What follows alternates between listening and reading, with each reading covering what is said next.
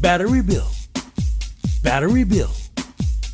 For cameras, computers, cars, or scooters. For trucks, boats, jet skis, remotes. Battery Bill. Battery Bill.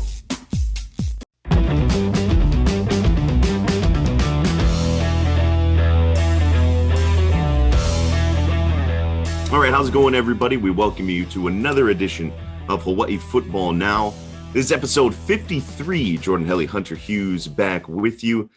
Week 2 of the season, technically week 1 as you look at it, but heading into the second game of the season for the University of Hawaii football team. We do want to send a mahalo out to our sponsor, Spectrum Mobile, Hawaii USA Federal Credit Union, and our newest sponsor, Battery Bill.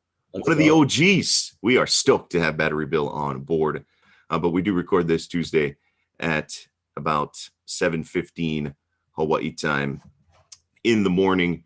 It was set to release this on Thursday, September 1st. Hawaii Football Now is brought to you by Hawaii USA Federal Credit Union. As Hawaii's largest credit union, they are committed to serving individuals and businesses through its 14 branch locations statewide and convenient digital banking services. As a leader in providing support for the islands, Hawaii USA is committed to strengthening Hawaii's financial wellness and sharing successes with members, local businesses, and the greater community. Visit hawaiiusafcu.com. All right, opening drive time. A little self-aggrandizement here. This Friday, September 2nd, so a day after release, episode 53. That's our 1-year anniversary, Hunter. I don't know if you realized it, but our first episode was released September 2nd, 2021. We have basically made it a full year. We had episode 52 last week. We had episode 50, obviously, a few weeks ago. We had Timmy Chang on. We've been hitting some milestones here, but 1 year, man, it's kind of flown by. Love you, baby. It's been great. I know. Yeah, man. It's been fun. Say time flies when you're having fun. And I will admit, I did not think it was going to be this smooth to get like a full year, especially during the off season. But crazy enough, the University of Hawaii football team is the gift that keeps on giving, and the storylines that keep on producing, which this week there is no shortage as well. Yeah. So that'll give us a nice segue into the game time portion. And game 1 of the Timmy Chang era, a promising start to the era that kind of fizzled and came to a screeching halt in the third quarter of a 63-10 beatdown ultimately at the hands of Vanderbilt. It started off promising, as we mentioned. Hawaii took the opening kickoff, 75 yards and 8 plays to go up 7-0 quickly on the Commodores, showcasing a kind of a quick hitting RPO system that, effectively moved the chains. They picked up a couple of third downs and then ultimately led to a 37-yard Dedrick Parson touchdown run. And more or less, that was kind of the highlight of things for the UH on offense for the entire game. Some other promising drives, but never quite put it back together the way we saw early on. Vanderbilt didn't tie the game until 36 seconds left in the first quarter. And so the first quarter, Hawaii really played on the front foot. It was a 90-yard Commodore drive. The touchdown pass came on a defensive misassignment. There was some personnel trying to get shuffled on. A guy was left unguarded, and an easy touchdown toss from Mike Wright in that one. Then things went south. Dedrick Parson fumble popped right in the hands of Anthony Orji, one of the leading tacklers for Vanderbilt, for a 28-yard touchdown return. I don't even think the thing hit the turf. And all of a sudden, Hawaii goes from up 7 to down 7 in 15 seconds and recovered okay, I thought, in the second quarter. They responded with a field goal after a 12-play drive, another lengthy, kind of solid clock-eating drive to make it 14-10 about 5 minutes into the second quarter. And Vanderbilt really kind of kept it there and then scored late in the second quarter, 21-10. Now, after a lucky, I think that's fair to say, fourth down conversion where the intended receiver was not the guy who caught the ball, to keep that drive alive down inside the 10-yard line. Vanderbilt ends up punching it in. And so, it was 21-10 at halftime. And I think all things considered, those 3 touchdowns, Hawaii's kicking themselves because very preventable. I think the first touchdown they probably score even if they get the assignment right. Vanderbilt was on the doorstep. But the second touchdown off the fumble, the third touchdown just following the fourth down conversion where Hawaii looked like they had defended it all right. And in the third quarter, things came off the rails. Vanderbilt scores on 4 straight offensive possessions to start the second half. That was sandwiched around another Parson fumble that was returned directly for a touchdown. Quarterback-wise, Braden Shager plays the first half and the fourth quarter, basically. Joey Young played the third quarter. We'll get into a little bit deeper discussion on the quarterback situation, but some of your initial takeaways from the way this thing played out, Hunter? Well, before I dive into the actual game, it was an absolutely electric environment down at TC Ching Complex. I mean, being down there on the sideline, the new turf, new football environment. Obviously, this has been the site of our games for the last couple of years. But Jordan, there wasn't a seat open in the entire place. I mean, it was jam-packed. And when we scored that opening drive, man, and Parsons broke out that long run, I mean, the roof blew off of that place. It was awesome. And even some clippings of some newspaper started to float down from the heavens. Yeah. I don't know who initiated that, but it had a feeling of the Aloha Stadium of old down there. And then all of a sudden we came back down to earth in the coming minutes on the field. And yeah, you know what? Initial thoughts of the game, I thought that our offensive line played absolutely fantastic. I felt like they did a really good job giving our quarterbacks the time that they needed. I felt like some of our receivers weren't exactly situationally sound. You could tell on a few plays, like when we tried to take that shot to Jordan Murray in the corner of, I guess that would be the southwest end zone.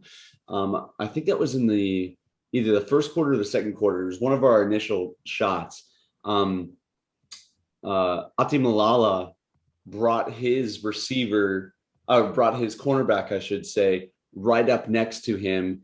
And that guy ultimately kind of made a play on the ball. The throw from Shager was overthrown, but that wouldn't happen if receivers went where they were supposed to go. So I think in a lot of ways, it felt like our guys were still kind of getting the nicks out, kind of just getting into the flow of the season. We kind of expected that's going to happen with any kind of new coaching regime. It's going to take a few reps to kind of get their feet wet. And then, defensively, it kind of seemed like we were overwhelmed from the get-go. I had a conversation with Coach Reinbold last week in practice, and he was saying, if we could force this quarterback to remain a quarterback, meaning make him hurt us with his arm, we were going to have a good chance to win this game. And what happened? This guy used his feet, got out of the pocket, scrambled around. And anytime you're trying to tackle a kind of quick, elusive, and outright speed quarterback, a phenomenal athlete, you're going to have your hands full just from a defensive perspective. So that's kind of what I saw right off the bat, Jordan. Yeah, I shared a lot of similar, I think, observations. It was an offensive line, I think, that, again, will be a strength for this University of Hawaii team, right? So I don't know if that makes it more concerning by the lack of offensive production. Is like, hey, if you can take care of that offensive line, right, that's priority number one. The running game seemed to be a weapon, and then they kind of got away from it a little bit. Obviously, the fumbles didn't help. There was time to throw, but there wasn't a chance to really get anything explosive outside of that 37-yard touchdown run from Dedrick Parson. You saw some flashes from some of these guys, right? I think Zion Bowens got held to one catch. Jordan Murray got held to one catch, even though they seemed to emphasize him early, especially in that first quarter. Yeah. The transfer tight end who looks the part, right? Everybody's been raving about him, how he's looked in practice. He looked the part on the field as well. Yeah. And it's kind of funny to see him sort of operate, right? He's detached a lot. He's not necessarily lined up as an inline tight end. They move him around. They motion him. He's all over the place. He kind of looks like and he's number 7. So it kind of just looks like Calvin Turner's back out there operating in similar areas of the field, albeit Murray's a bit bigger than Calvin was. But, it's just bringing some flashbacks there. This a game where Hawaii had 358 yards of total offense. Vandy had 601. They had some explosive plays, including that long touchdown run by Wright. Hawaii ran more plays, 81-72 for Vanderbilt. Vandy ran for 404. Yeah. That's a lot of the mobile quarterback and the design of their offense. And I do think that is an area of highlight, if not concern, for the University of Hawaii defense. Like, hey, you face some of these mobile quarterbacks, it might be, tough sledding. Hawaii 108 yards on the ground, 4.2 yards per carry. Again, it wasn't all bad on the ground. The turnovers really kind of doomed them. Hawaii threw for 250. Vandy just 197. They didn't really need to throw it all that much, just kind of situationally. But the turnovers, right? Yeah. 4 Hawaii fumbles. They lost 2 of them. We've already highlighted what happened to the 2 of those. And 0 takeaways by this Hawaii defense. And that was something that I think carried Hawaii last year, right? For all of the turmoil and everything like this, that defense last year was really good at taking the football away. Yeah, they gave up some big chunk plays. That was kind of their Achilles heel, but they took the football away. And that really kept them in football games for an offense that wasn't all that productive. And that was kind of the recipe to a game under 500 last year for the University of Hawaii. -2 in the turnover battle and points off of turnovers, right? Basically 2 touchdowns to obviously none. That was a big negative for the University of Hawaii in this one. Yeah. And so, I'm kind of curious, Hunter, what you thought of the offense overall. We'll get into the defense here in just a second, but kind of curious what you thought of the offense overall, in what it looked like, what it's got the potential to look like, and kind of maybe how the pieces fit into what that offense is trying to do. Yeah. That first drive, Jordan, I was like, wow, are we in store for, is this what's in store for the season? I mean, they spread the ball beautifully to the outside, a lot of quick throws. Felt like Shager hung in the pocket and made a couple of good reads, a nice little slant route, and kind of, it felt like they sucked in the corners and the exterior defensemen, and then popped that outside zone read, beautiful outside zone run beautifully, and took off, and we're off to the races. And then it seemed like we kind of went stagnant after that. Obviously, Zion Bowen's kind of getting hurt after that initial drive with some soreness in one of his legs. That hurts because he's one of our go-to receivers. It was still kind of tough, Jordan, to put a label on what we were seeing. They definitely did a lot of RPO, run pass option, for those listening at home. And not just front side run pass option, but they would fake the run left and then quickly turn around and throw a slant right, which from a defensive perspective is very hard to cover, but also from a quarterback's perspective, very hard to deliver as well, because you're basically having to look over your shoulder and make a read. But it seemed like, just from my observation, that the defensive ends from Vanderbilt were allowed to crash without much check. And so there was no fear from Vanderbilt that we were going to pull the ball and run around the corner. And so there was no there was no need to, what's the word, contain. There was no need for them to contain, because they could fly free, knowing that either they're going to hand the ball off or they're going to throw right here. They're definitely not going to run around me. So it made it kind of easy work for Vandy on the defensive front. And then at that point, it felt like every throw that we saw from either Shager or Yellen was kind of off their back foot. They were kind of just back here the whole time, and we never could really get them to stand in the pocket firm and make a good conscious throw. So that was kind of my observation of what I was seeing out there. I don't know if they're going to change the scheme a whole lot, if they're going to change a quarterback. One thing is apparent, though, these coaches are not set on who's going to be the quarterback, because we went with Shager. We pulled him at halftime. We put Yellen in there. Yellen strung a couple of plays together. I'll give him that.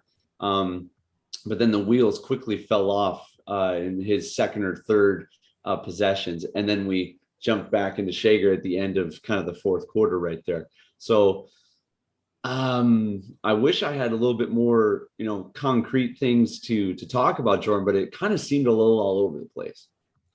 Yeah, I mean, I think that's reflected by the results that we saw, right? Some good early drives, some mixed results in the middle of the game, but nothing that they were able to kind of put together, kind of like what we saw early in the game. Shager goes 18 to 35 through the air, 161 yards, no touchdowns, no picks. Yellen right at 50%. Shager's just a shade higher than that. He went 10 of 20, 89 yards, no touchdowns, no picks, no rushing yards really to speak of for either of the two, both in the negatives. There was no running threat from the quarterback position. That's something that people have pointed out, right? And obviously after a few years of having guys like Chevin Cordero and Cole McDonald as the quarterbacks in years past, very mobile quarterbacks that were legitimate run threats, that will keep defenses honest, that will force them to at least defend everybody on the field. That didn't seem to be a viable option with either Shager or Yellen out there. Plenty of offenses have been productive without, with quarterbacks that can't necessarily run, but that is a nice element to have. It's an offense, again, just kind of running through some of the numbers here. You saw Parson get 13 carries. He went for 82 yards in the touchdown. It's 6.3 yards per carry. That's not bad, right? That's encouraging. The 2 fumbles, obviously, and he owned up to that after the game. He had a couple of catches for 5 yards. Saw Jordan Johnson go in there. I thought he looked like he had a little bit of spring. 3 rushes, 21 yards. You had Najee Bryant-Lele, 4 carries, 21 yards, and Tylen Hines, the other freshman, 3 runs for 6 yards. Receiving wise, they really spread things out, right? We basically had 28 completions between the 2 quarterbacks. Jonah Pinoque had 7 catches, went for over 100 yards. Jalen Walthall came in, kind of looked like a nice big target over the middle. 5 receptions, 61 yards. James Phillips had 7 catches, 33 yards. He's kind of the underneath guy, but never could quite break anything on those short throws. Dior Scott, 3 catches, 27 yards. And we mentioned Zion Bowens, 1 catch, 10 yards. Jordan Murray, 1 catch, 12 yards. Those 2 guys got to be more productive, right? And I'm not saying it's their fault or anything like that, but the offense needs to run through those 2 guys in a lot of ways, I think. Gray, who also had 1 catch for 6 yards. So, that's kind of the offensive production for this group. And then the receivers, the nice thing is there's depth there. And obviously that's showcased by the fact that 7 guys caught a pass in the game, and they've got quality to rotate guys in. That I think that's something to feel good about. But at quarterback, right? The old adage, right? If you've got multiple quarterbacks, you got none. And that's, I don't know if that's always the case, and I don't know if that's necessarily the case here. We know Shager can win football games at this level. He's done it. He did it last year against Fresno State. Joey Yellen's had success at different stops. I didn't think it wasn't his best showing in the game. I was surprised that Shager came back in. It seemed like they were going to play a couple of guys at the very least. That seemed to be the buzz going into the game. I don't think it was a huge surprise to a lot of folks that Yellen or somebody came in and start the second half. They listed 3 guys on the depth chart. Coach Chang going into the week said, hey, I want them to prepare for all 5, right? That includes Cam Cooper, who was on the depth chart. That includes Jake Farrell and Normani Eden as the 4 and 5, if you will, whatever order. And so, I think there's potential there. Obviously, it's the guy who's going to be able to operate this offense the best. Of the guys who have mobility, Armani Eden, I think by far is the guy who brings that the most. And so I was a little surprised to see them go back to Shager, making a second change. I thought maybe Cam Cooper was going to go in there. Maybe it was somebody else, but they opted to go back to Shager. I assume Yellen is okay. I haven't heard anything like, hey, maybe he was a little banged up or anything like that. So I am curious, and I wonder how they've sort of mapped things out as well, because when you look at it, right, these first 3 games, non-conference, you got Western Kentucky coming in this weekend. We'll get into that in depth in the second half of this pod. Quality opponent. You go to Michigan next week, another quality opponent. And so you're looking at games, where Hawaii's going to be close to 10-point or larger underdogs. They're going to be larger this weekend and much larger against Michigan unless they pull off a huge upset this weekend. And so maybe the whole plan is over the next few weeks, like we will continue to see multiple guys and they will battle it out to win that job, and I don't know. Do you subscribe to that, Hunter? It's kind of an exercise that looks like it's going to continue on here as they try to figure out one last point. The depth chart for this weekend lists just two guys, and Shager and Yellen, and it doesn't have a starter, I don't believe. Yeah, no. A number one. I mean, say what you will, neither of them turn the ball over. Okay. I mean, we talked about that before, that was going to be of high importance with these guys as they continue this battle, is who can hold on to the football. And it seems like who can be the best game manager with style of play, style of plays that are being called right now. It just seems like we need someone out there who can do the job and do the job effectively. I think, again, it's difficult for guys like myself. I ran into Chad Owens down there, ran into Greg Salas on the sideline. We all see things from a run and shoot perspective, okay? And when we see a soft corner on the outside defense, we want to take that hitch all day long. A quick 5 yards is 5 yards, any way that you slice it. And it didn't look like Vandy was baiting us to throw deep much all night. And so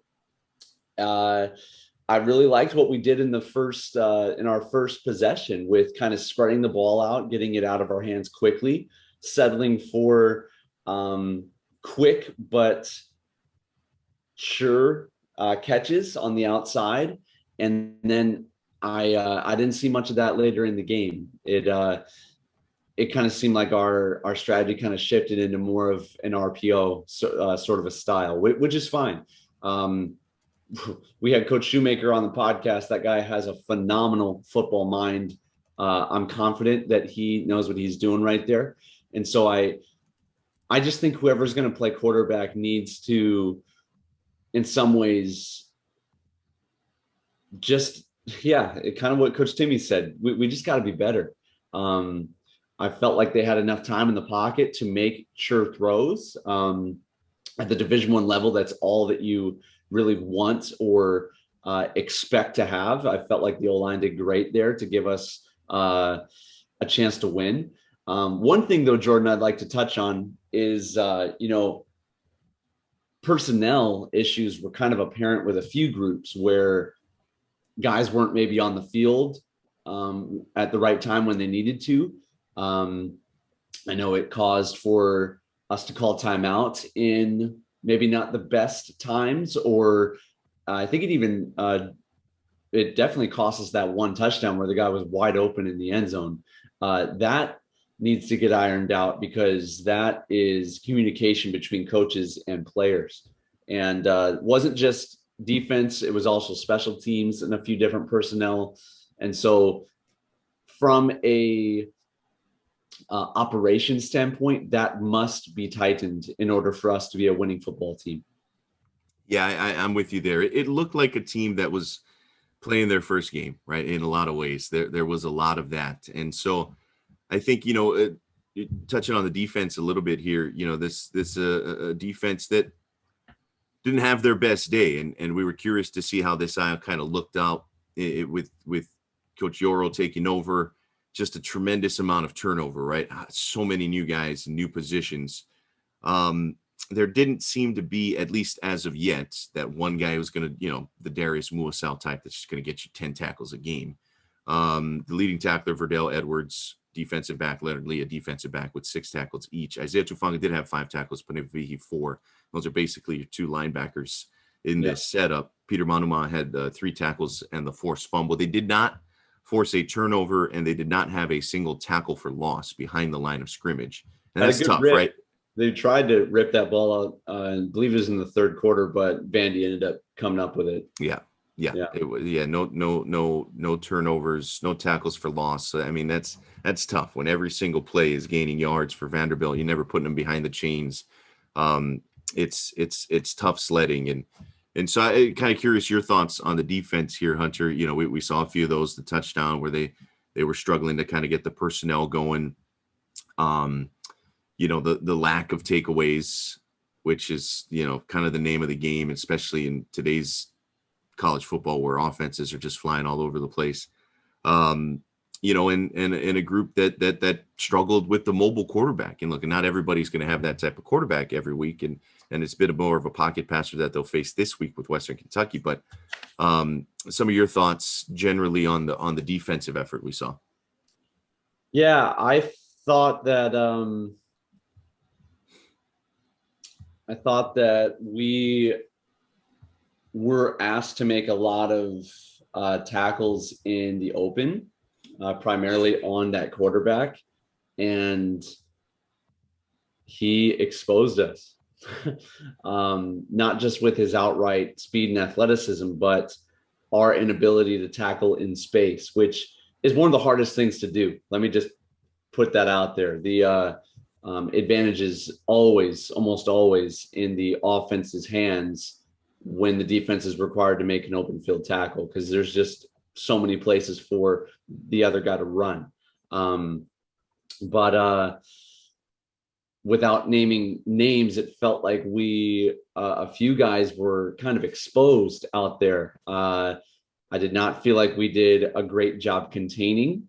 Some assignments were definitely blown from either D linemen or linebackers. You know, Jordan, you and I talked about them kind of playing this hybrid 3-3-5 defense, but obviously one of those linebackers can come down, play on the edge, and so tough to tell if it was a lineman or a linebacker at times. But say what you will, Vandy really did not throw the ball on us all that well. It was pretty much solely done on the ground, which as a Hawaii fan, it's hard to watch because it just looks like they're running straight through us. Being down there on the sideline, I will say this, and it needs to be mentioned, Vandy's O-line was massive, and I mean massive. It's SEC size. So obviously everyone knows Vandy's in the bottom of the barrel of the SEC. They looked like a pretty good football team this past Saturday. I don't think it's always just we played horrible. Sometimes the other team also just plays better. And with size differential, speed, what those guys are able to recruit with an SEC budget, it showed itself against us this past Saturday. I don't want to not count that into this conversation because it's important to note. Yeah, those were SEC athletes, right? They were that quarterback as well. That's, you know, maybe not a vintage SEC quarterback, but boy, he's an SEC caliber of talent that, you know, we saw that on a couple of those runs. Was incredible. I mean, he burned away our accelerated. Yeah, that was something else. It's like, all right, yeah, that's a little different. And so, you know, overall, last couple of topics here before we hit the halftime, I do want to expand a little bit on that game day experience. You know, overall, right, I think there will be people that point at this and say, hey, look, they need more time, right? One game, new coach, new staff, complete roster overhaul, having to replace a number of really good players on both sides of the football. They need more time. And then there will be others that say, hey, look, June Jones, right? He's the master fixer. You bring him in, they don't lose 63-10, you know, or there are others that'll say, you know, hey, look, you know, do you miss Todd Graham yet, right? Like, hey, look, at the very least, they were a team that won football games, that were competitively in football games, right? A 500 record. I think most of that is a bit of hyperbole. Yeah. Right. When you're talking about it, at any huge, massive reaction to game one of a 13-game season in a brand new era, always should be a little tempered. I think it's probably fair to give them a quarter of the season to really get a fair and accurate sort of grade, or at least progress report, I should say, on this group. But how do you sort of feel about all of that, Hunter? Yeah, I think in this world, we are programmed to have unbelievable results at an unbelievable pace. And it needs to be done quickly. It needs to be done now. But with any of our new coaches that have come through, it takes them a little while to figure out what sort of a team they're going to be, how they're going to kind of patch a season together. Rolo's first year with us, we barely made it to 500. We went into a bowl game at 6-7. We were an at-large bid to get in there and finish the year with a win at the Hawaii Bowl and finished at 7-7. So those of us that have closely followed the team and watched it from the start of spring all the way to now have quietly kept our expectations kind of conservative, just for the sake of there's so many elements here. Coach Timmy Chang came in and overtook this team that was in flames last offseason. They attacked the transfer portal. The majority of our starting lineup on defense is from the transfer portal, not to mention the 53 new guys on our roster right now. That's literally an entire travel roster new into our team right now. Brand new coaches, new stadium. There's a lot to kind of put the pieces together right now. And at the beginning of the season right now, where we play an SEC opponent, a Big Ten opponent that was in the college football playoff in 2 weeks, I think it's important to recall not that long ago, we had players leaving our program. The state Senate was looking deeper into our program for misconduct from our coach towards our players. The game day environment was fantastic right now. Coach Timmy is a great guy, great coaches around him. Morale is certainly up. We had a packed house down at Ching Complex. Let's give them the benefit of the doubt. Okay, let's all take a deep breath. We're going to be okay. Yeah, I think it's too early, right? It's too early to have a massive reaction one way or the other. Our guy Tanner Hayworth, part of the ESPN Honolulu crew, he was quick to point out, one of the greatest turnarounds in college football history in 1999, University of Hawaii, June Jones's first year. That started with a 62-7 loss to a USC team. That was a 6-6 USC team. This was before they went on the rocket ship that was Pete Carroll and those guys. So it wasn't like it was a good USC team.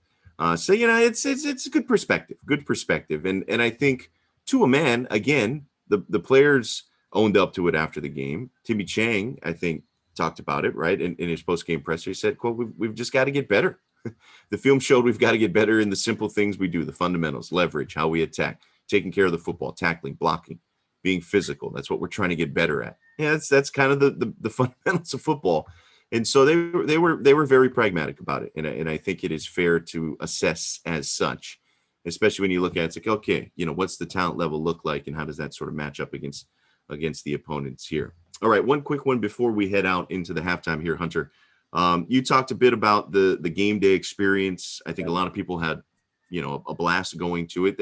They're still working on some of the logistics, whether it was long lines at the beer tents or running out of water at certain spots or the bathroom situation. But I think overall, people seem to have a really positive takeaway and had a lot of fun. It was packed, all kinds of different food vendors, beverage options. You mentioned the Parson touchdown run, man. That was, sadly the highlight of the game, but it showed the potential. It's like, man, that place can get lively, and yeah, the old Aloha Stadium newspaper confetti when it comes down to it. And then the other aspect of this, and we didn't get to this last week because there was just so much to preview and whatnot, but the other big news was the UH Board of Regents approving $30 million for the capital program for Ching upgrades. The plan now is to go up to 17,000 capacity. It was 9-1. The board members present voted for it. It's a huge overhaul of that lower campus area. They're going to get rid of the track. They're going to add space. Well, basically take that space, add stands in. They're hoping to get to 15,000 by next season, the 2023 season. Then the other aspect of that, right? It's like, well, you're going to displace the track team, which has been pretty good over the years. That's going to move to the basically Cook Field, one of the two practice fields, right? The tiered practice fields where the football and the soccer team practices. So you're going to have a nice track there on the new Cook Field. You're going to have a soccer field in the middle of that with some stands. And that'll be the eventual new home of the Rainbow Wahine soccer team, which I think is huge for that program. I love Waipio. It's a really good stadium where they play at their home games. It's just, it's in Waipio. It's not on campus. And so now if you're playing, weeknight games there, man, you can get some students. It's going to be lively. I think it's going to help recruiting for Bud Nagamine and her program. But I digress here a little bit. So you're going to have a nice little track and soccer facility adjacent to that. You're going to have a built out, and that should be a couple of years is the timeline there to get that up and operational with the track and the soccer field.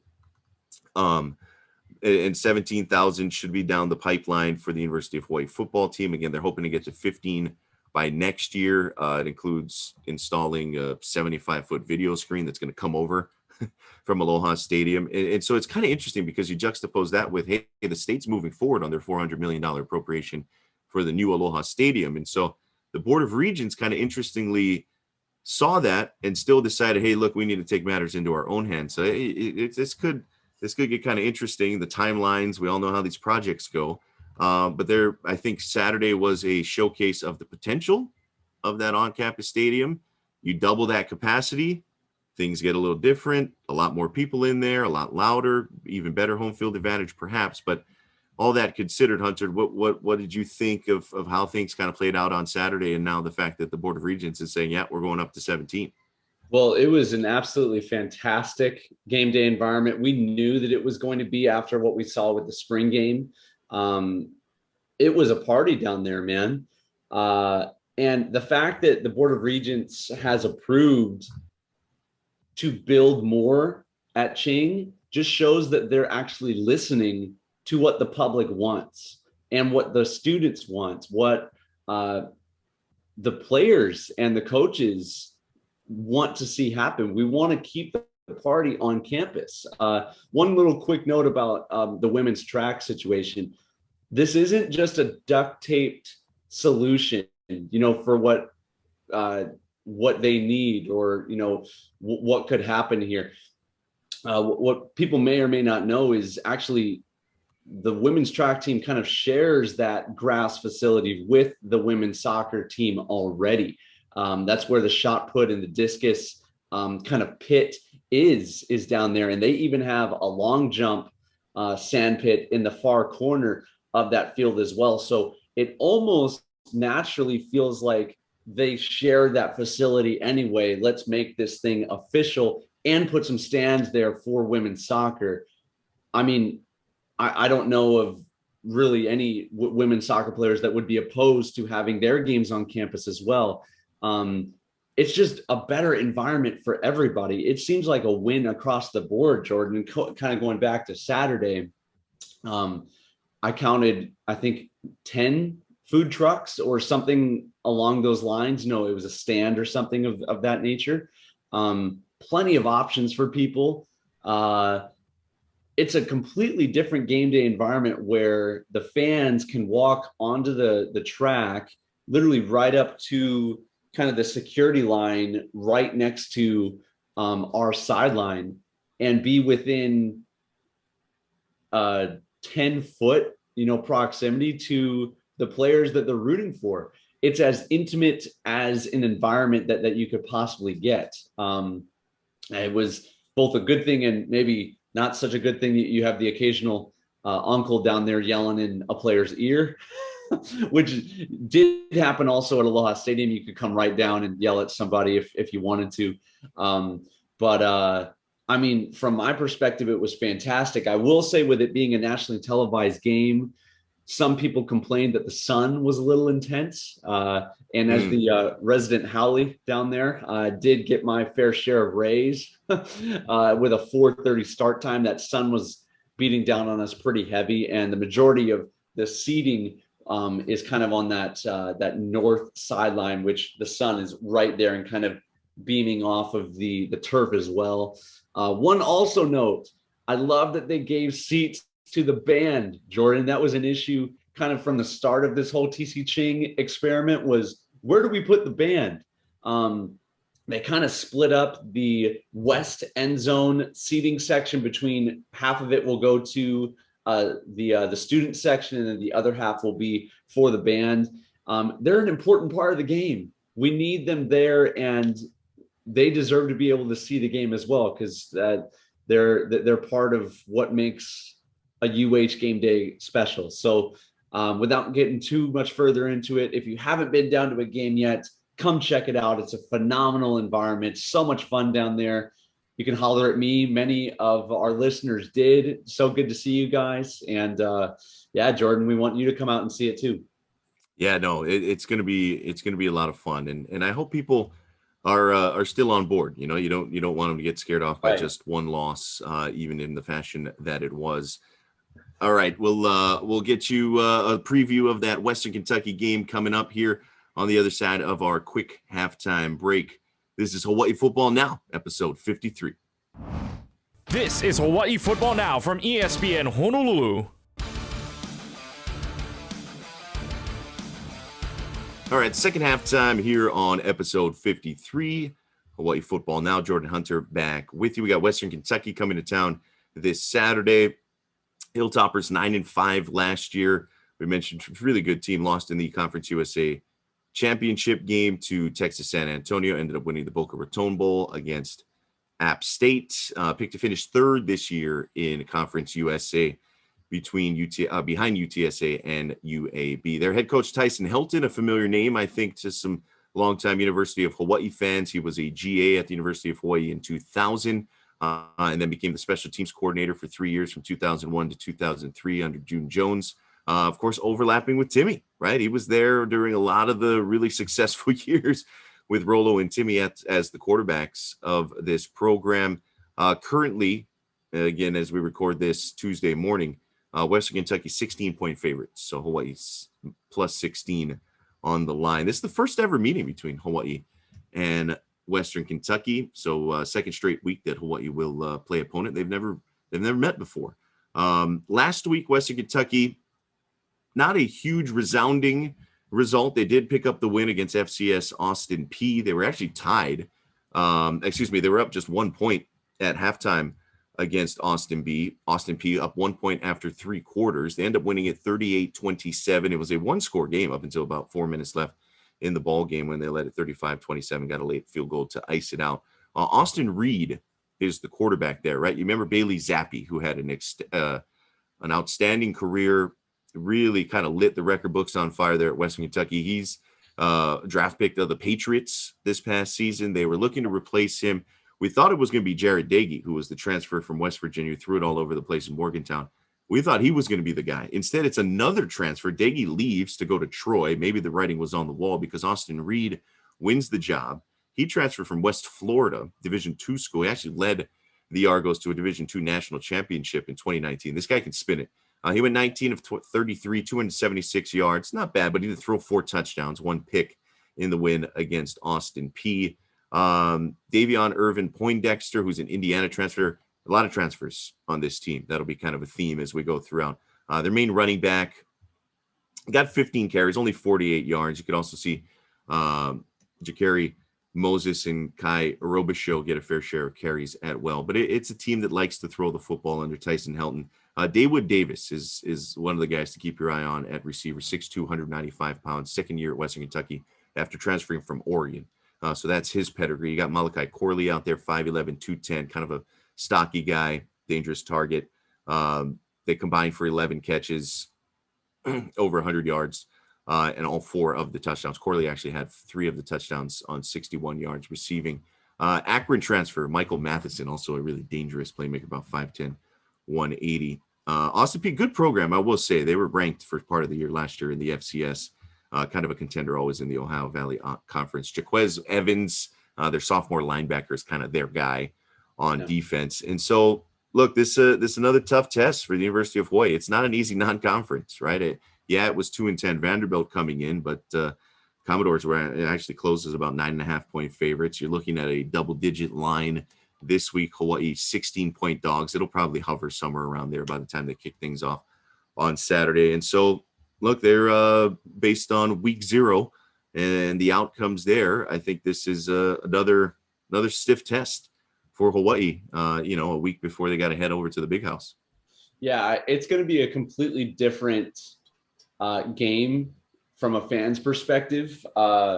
Western Kentucky is a pass-first offense, and I think this is going to be our opportunity from a defensive perspective, with so much emphasis in the offseason on recruiting DBs and really kind of packing out our secondary, where this will be our opportunity to get some takeaways this weekend.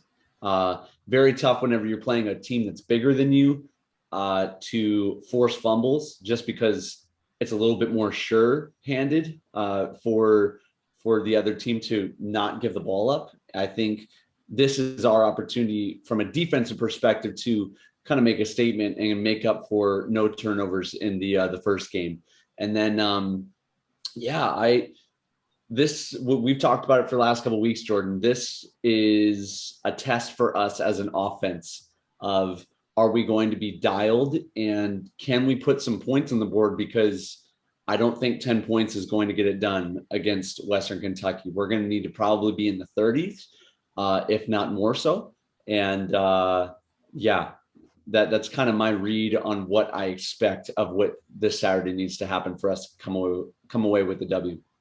Yeah, I think so. Like, they're going to need to score points. That's imperative. I think, we saw a bit of that on Saturday against Vanderbilt, where it's like, okay, yeah, this it's a defense that just doesn't quite have the horses that we've seen the last couple of years with all the departures, and so it's going to have to be a little bit different recipe, and they're going to need this offense to kick into high gear, and maybe this is an opportunity. And look, Austin Peay hung 27 on Western Kentucky a week ago, and hopefully Hawaii can find a little bit of success there. And to be honest, one of the touchdowns for Western Kentucky was a pick six in that game against Austin Peay. So they also held the offense to about 31 points, held in air quotes. But I do think this is another stiff test, and I guess we'll see exactly how they approach this from a quarterbacking standpoint. For the University of Hawaii, is it going to be a rotation again? Is it going to be Shager who gets the start? Do we see Yellen get the opportunity maybe to start the game? Because it is a different dynamic, obviously, right? You start the game 0-0 versus coming into a game at halftime where maybe you're down 21-10, like we saw it against Vandy. So, yeah, it's a good program, and I think it's kind of cool. And I believe this was set up before. This is how things work out scheduling wise, but it's kind of cool. You got Tyson Hilton, former University of Hawaii assistant, that was there when Timmy Chang was there. And those two getting the programs together for the first time on the field, got to be kind of a cool homecoming for Coach Hilton. Oh yeah, definitely. And I think Reinbold was even on the staff during that time too. So it's cool to see Hawaii connections everywhere. Whenever I go back to the mainland, and it's kind of the perspective in the Midwest, it's like, oh yeah, Hawaii's just off in the distance. But from a football perspective, it seems to be this transient place that so many coaches and players have made a stop through at some one point or another. So it doesn't surprise me at all that we have some connection with Western Kentucky. That's pretty cool. Yeah, of all places, right? Over there in Western Kentucky, the Hilltoppers, there's Hawaii connections everywhere, especially in football, man. There's such a wide net, such a wide range there. All right, getting into some of the comments. It's officially season because our guy Al from VA is back. He's back in the comments. He had gone a little quiet during the offseason, understandably so. If you look at his chops, man. He's getting ready. You took a few weeks off, not just Al from VA, but anybody. You took a few weeks off during the offseason. I get it. We do appreciate the folks who tune in, whether it's every so few weeks or if it's every week. But our guy Al from VA, had some critical comments on how things went, and which I think is fair. They lost 63-10, right? It's not like you're going to come with roses after that one. He said the team looked helpless. I think at times, the third quarter was just rough. The first half, some self-inflicted wounds. I didn't think it was all that bad. But like I said, he's not the only one that brings up the names of Coach Graham and Coach Jones and Rich Miano, who was another guy who was in line, right, who applied for the job. And it's like, yeah, look, I get it, right? I think that's the natural indication. It's like, hey, would this have gone nearly as bad if somebody else was in charge? hard to say, impossible to say, right? And so I think the It's one the thing first that game. right, exactly. It's the first game of a new era with a whole lot of turnover against an SEC opponent, albeit the worst SEC opponent that you could choose from a quality and pedigree standpoint. But yeah, I think it's early. It's early, right? And for the folks that are going to be more critical, I think, hey, fair, right? That's the name of the game. That's the business at this point. He did bring up one guy that was kind of interesting.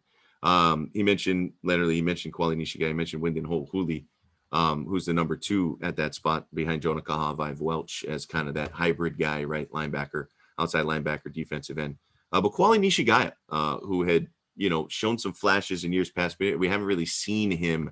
Might have to do a little more asking around exactly, where does he fit in? I think he was off the roster at one point, back on, if I'm not mistaken, with all of the turnover, right? As we've seen with a lot of different guys. Same thing, obviously, with Leonard Lee.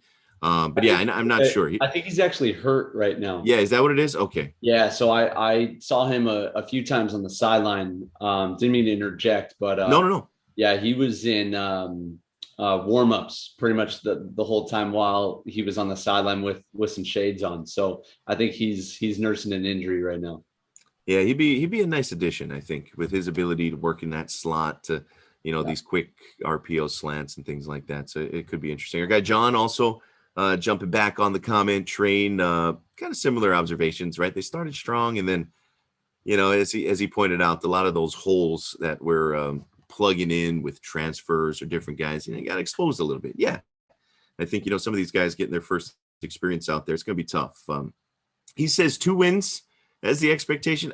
I was on record the last couple of weeks. It's like, hey, if they get to 5, if they can get to 5 wins, I think that's a big accomplishment with the quality on the roster and as much as anything, the level of schedule that this team is playing. I think 5 wins would be pretty good, which is still in play.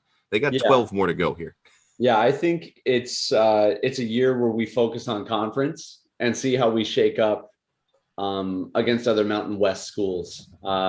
If I'm the head coach right now, I'm just making a comment about Fresno every single week, just something about Fresno.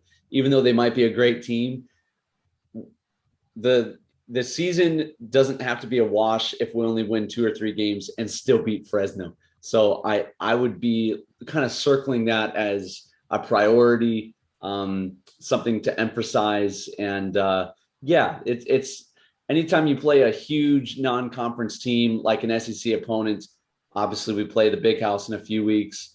It's not the emphasis. We need to focus on how we match up against guys in the Mountain West.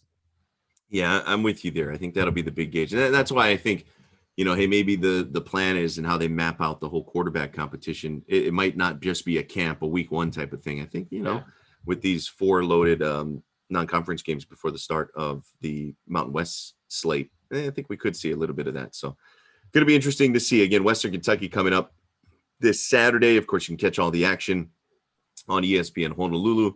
John Mark Veneri and our guy Hunter working on the call as well. Great job this weekend, by the way, in the debut of the Breda broadcast on that countdown to kickoff. We'll get you going as well. Again, regular, the usual home kickoff time, 6 p.m. There in Manoa. Okay, so a little overtime here. We'll end it on a high note. The Honolulu Little Leaguers, who are just a juggernaut at this point, just obliterating teams, won the Little League World Series championship 13-3 in a run-shortened game. They were down 1-0, but I don't know if anybody really panicked because they just obliterate baseballs. They've got pitching for days. They did give up the 3 runs, but again, it was another 10-run rule. That team, Coach Gerald Oda, they just rolled. They rolled, and congrats to those guys. I know they got a hero's welcome yesterday, returning back home to Honolulu. But that's pretty cool, man, and a lot of pride. And not gonna lie, it was kind of a nice little pick-me-up after the UH football game Saturday night, where it's like, a little down, a little bummed, and then woke up nice and early, got ready for the Honolulu Little Leaguers, who restored a bit of pride, and just amazing. There was like no drama on Saturday, even though they were down early. Totally. I mean, they had a 60-5 run differential at Williamsport, Jordan. Not bad. and I mean, they destroyed teams. I am not a real big fan of the slaughter rule, period. I think you play the game to the end of the game. But obviously they have that in place for time and things like that whenever you're in the middle of the tournament, because you've got other teams waiting to use the field. But the championship game, that you're going to use the slaughter rule in the championship game, they only made it to 4 innings. It's unbelievable. That's supposed to be the best that the international side of the bracket can throw at you, and we still beat them 13-3. I mean, these guys absolutely destroyed teams. It was awesome. Yeah, just with how purely dominant they were, it was kind of amazing to see. Perfect. Yeah, again, as you pointed out, 5 runs given up. 3 of them came in the championship game. Do we say historic? I don't know if they're. Yeah, I think so. I mean, the numbers will tell you that it's quite historic. I will say, I do think, it's not to take anything away from them, there wasn't a whole lot of dominant pitching on the U.S. side of the bracket in particular. Some of the guys on the international guys on international side either got eliminated or for Curacao were ineligible to pitch. But Hawaii had, I think, by far the best pitching with Sakamoto and Lancaster and everybody else they threw in there. But I don't know if the other teams quite had some of the pitching quality that we've seen in years past. You know, a guy like Gavin Weir last year. Quality too. Did you see that Indiana team? They're built a little different over there. Let me just put it that way. No, but I think for this Hawaii team, right, and that just shows you at how good and the level that these kids were at. It's like they made teams look like that, right? And so, yeah, a big congrats to them. Big congrats to the Honolulu League, to Hawaii again. 4th Little League World Series championship for the state of Hawaii, which now ties them for the 2nd most all time by any of the U.S. states. That's pretty damn impressive. When everything breaks down. One other quick note for the Hawaii football fans out there. If you're interested, Friday night out at Mililani, Bishop Gorman's playing St. Louis. And of course, Gorman's got those 3 Hawaii commits, right? Corner Elijah Palmer, linebacker Jemiah Otis, and defensive lineman Aiden McCumber. They've also got a ton of other Division I talent. They're at Gorman, guys going to Wisconsin, guys going to Oregon and the like, including a few, Hawaii guys, Hawaii-born guys that are living up there, or folks with Hawaii ties. So yeah, if you're bored, you want to go check that out in person. It will be televised as well here locally, but or see Coach Chris Brown's shoulders, because I'm sure he'll be there for sure, right? He'll be there. I gotta imagine. I'm gonna imagine there's gonna be a few of the Hawaii coaches out there, just checking it out, maybe making some handshakes, and hopefully getting some of these guys to recruit, because obviously not just at Gorman, but what St. Louis has historically. I think they're a little down this year. As opposed to years past, but a down year at St. Louis is, like an all-time year at most other schools. So that should be a fun one, but just wanted to put that on people's radar if they wanted to check that out Friday night, and then obviously Saturday, the UH game. So that should be a lot of fun as well. And a lot of fun as always with you, my man. Big thanks to you, Hunter. Big thanks to our guy, Jaron, who will have to edit this podcast extensively, maybe the most editing he's ever had to do. But you all listening to the podcast will never know that, because it'll come out smooth as silk as it goes through the cutting room floor. And Jaron, who will probably have to spend a little extra time on this one. So thank you, Jaron. We appreciate you very much. All right, Hunter, we'll head out of here. Big thanks to all the folks tuning in as well. A big mahalo to Spectrum Mobile, Hawaii USA Federal Credit Union, and Battery Bill. Welcome on board, Battery Bill. Excited for that as well. This has been Hawaii Football Now, episode 53. We'll see you next week, everybody. Enjoy the games this weekend. Aloha. You've been listening to Hawaii Football Now with Jordan Helle and Hunter Hughes, all from ESPN Honolulu.